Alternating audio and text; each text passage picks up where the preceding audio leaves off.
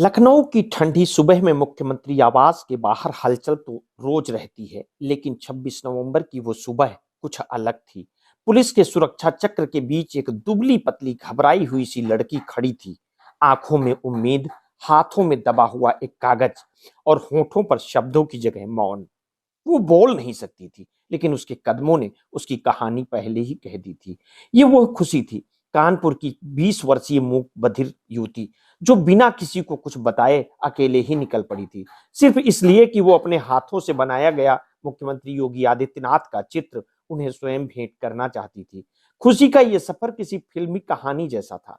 कानपुर की ग्वाला टोली अहरानी का एक गरीब परिवार, पिता की नौकरी छूट चुकी थी, माँ घरों में काम करती और उनके बीच जन्मी एक ऐसी बेटी जो पढ़ी लिखी नहीं है पर अपने चित्रों में दुनिया को नए रंग दे देती है।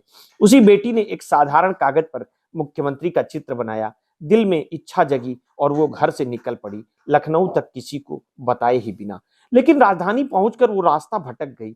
लोग भवन के बाहर बैठकर रो रही थी, शब्द निकलते नहीं थे, पर उसकी आंखें मदद मांग रही थी। पुलिस ने उसे संभाला, नाम पूछा तो वो सिर्फ लिख कर बता सकी, कल्लू गुप्ता, मोबाइल नंबर और जिस नाम को वो सबसे ज्यादा सजो कर लाई थी, योगी आदित्यनाथ।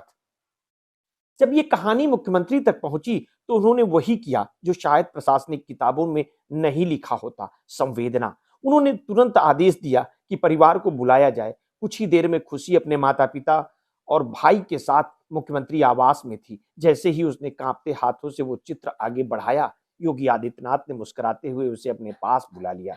उन्होंने न सिर्फ उसका चित्र ध्यान से देखा, बल्कि उसके भीतर छिपी वो तपती हुई प्रतिभा भी पहचान ली, जो गरीबी, अभाव और मौन के बावजूद जिंदा थी।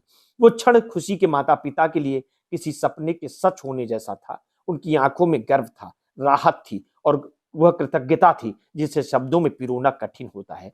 मुख्यमंत्री ने न सिर्फ चित्र स्वीकार किया, बल्कि उसके भविष्य की पूरी रूपरेखा अपने हाथों से बदल दी। खुशी के लिए कानपुर के मूक बधिर कॉलेज में शिक्षा की व्यवस्था का आश्वासन दिया गया है। पढ़ाई में सहायक मोबाइल और टैबलेट प्रदान किए गए, कान के इलाज का पूरा इंतजाम शुरू कर दिया गया और परिवार के लिए आवास की व्यवस्था का भरोसा भी मिल गया है। एक लड़की जो जुबान से नहीं बोल सकती, लेकिन इरादों से चीखती हुई एक कहानी लेकर आई थी। उसके इस सफर ने दिखा दिया कि भरोसे की भाषा सबसे मजबूत होती है। और दूसरी तरफ एक मुख्यमंत्री जिसने सिर्फ शिकायतें और फाइलें नहीं देखी, बल्कि एक पिता की चिंता, एक माँ की मजबूरी और एक लड़की का मासूम सपना पढ़ लिया।